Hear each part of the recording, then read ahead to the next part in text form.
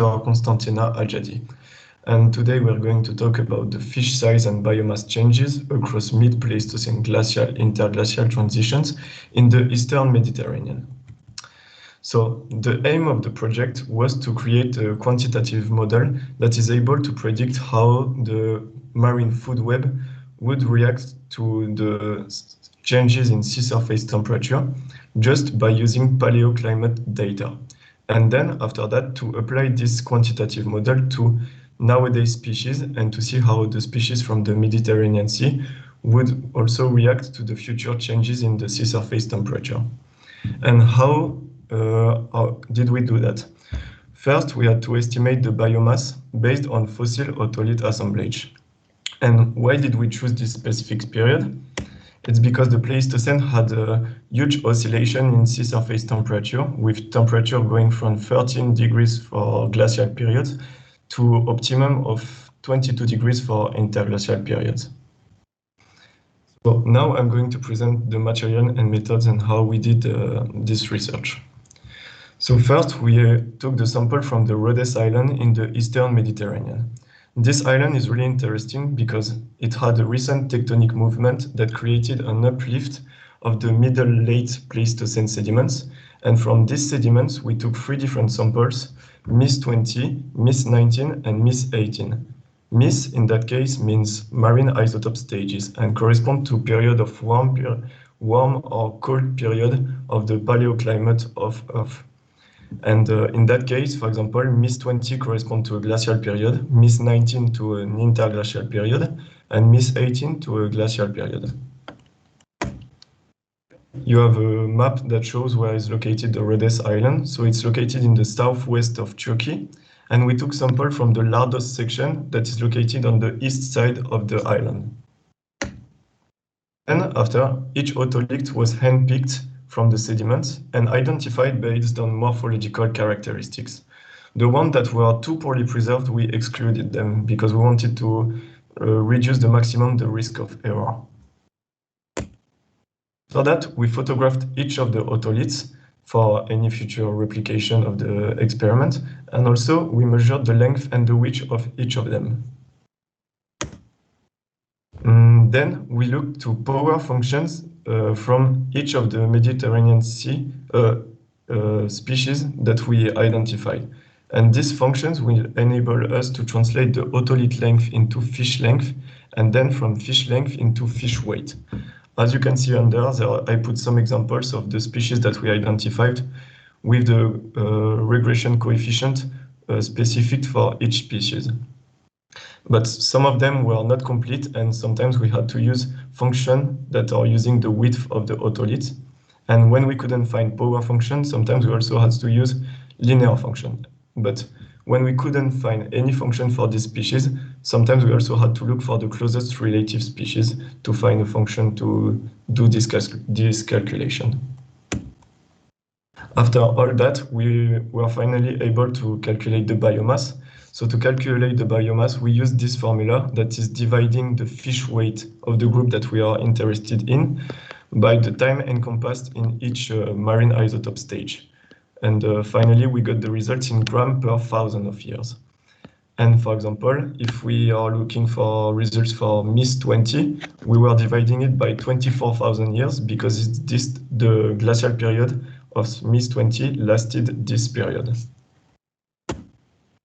That we looked also at additional information such as the climatic affinity, if it's a tropical, subtropical, temperate, or subpolar species, or we also looked at the lifestyle of the species, if it's a demersal or a pelagic species.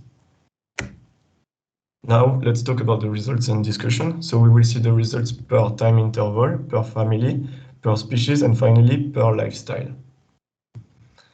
In this graph, you have the relative abundance of the total assemblage, of the 8 most abundant taxa. The shaded bar represents MIS 20, so the glacial period. The half shaded bar represents MIS 19, and the clear bar represents MIS 18, so another glacial period. Now let's look at the results per time interval. So on the graph on the top, you have the median fish weight, fish length per interval, and on the one below, you have the median fish weight per time interval. And what we could notice for both of these graphs is that for the interglacial period, MIS-19, we had a lower median fish length and median fish weight value than for the glacial periods MIS-20 and MIS-18.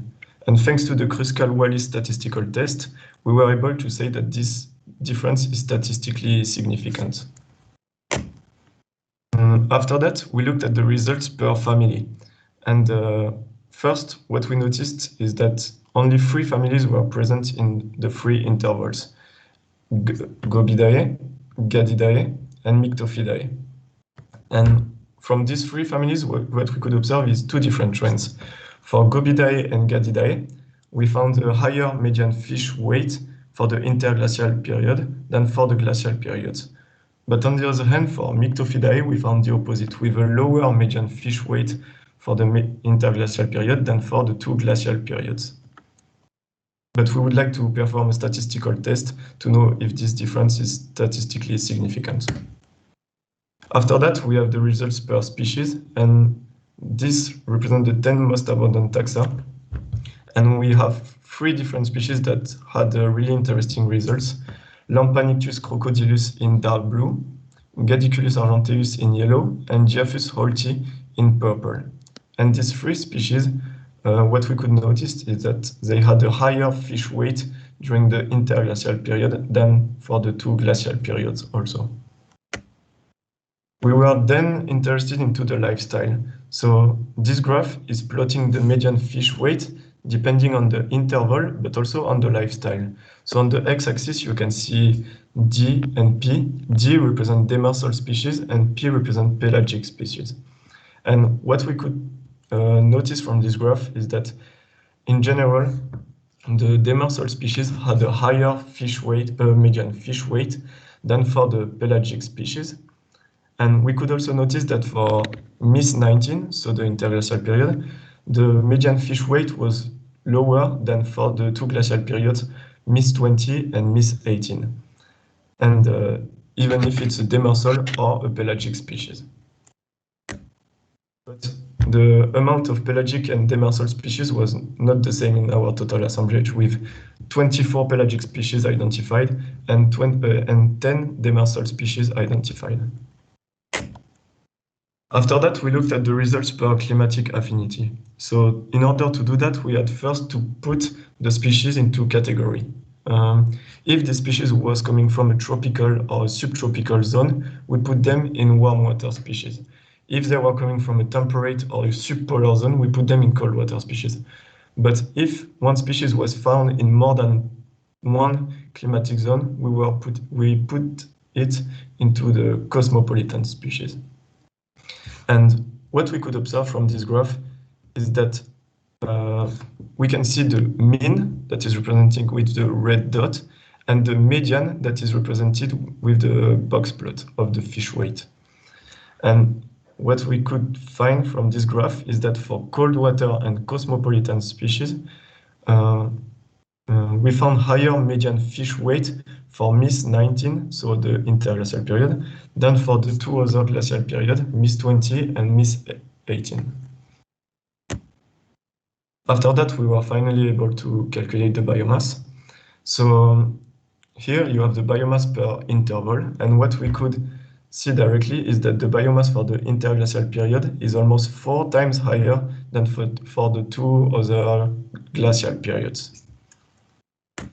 And then we looked at the results per family, and the first thing that we noticed when we saw this graph is that the difference in the amount of biomass between Myctophidae and the other 2 families.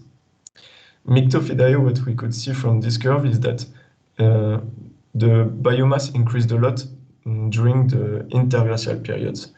But then when we zoom to the other 2 families, we see other trends with a steady increase throughout the 3 intervals for Gobiidae and Gadidae of the biomass in grams per 1,000 years. Then after we looked at the biomass per lifestyle. So what we could see is that a curve that looks like a bit the one of the Myctophidae before. It's because Myctophidae represent 96% of our assemblage, and most of the species of the family of Myctophidae are part of the pelagic species. And so we could see that for the pelagic species, the biomass also increased a lot between MIS20 and MIS19, and then decreased again between MIS19 and MIS18. And when we look to the demersal species, we can see also a really sharp increase between MIS20 and MIS19, and then it's slowly decreasing between MIS19 and MIS18. So what we could remember from this presentation is that after calculating the biomass for the different group, we saw a similar trend between the two glacial periods, MIS18 and MIS20. We also noticed a really increase in the biomass for the interglacial period MIS19, and this is mainly due to, as I said, the Myctophidae family that is the most abundant and diverse group in our samples. And for this family, what we observe is that the median fish size decreased, but on the other hand, the biomass increased. And after checking the literature review, the main reason that we found is that these families changes their diet and created these changes in physiology and abundance. And this had a huge consequences on the marine food web because species of the Myctophidae family are really resilient to the climate change, and so they became more and more important in the higher trophic levels. I would like to thank my supervisor and the Department of Paleontology of Vienna, Frédéric Keiver, for providing the chronostratigraphic framework and the sedimentation rate. I would like also to thank the IMBRC program and the audience for listening to this presentation. Thank you.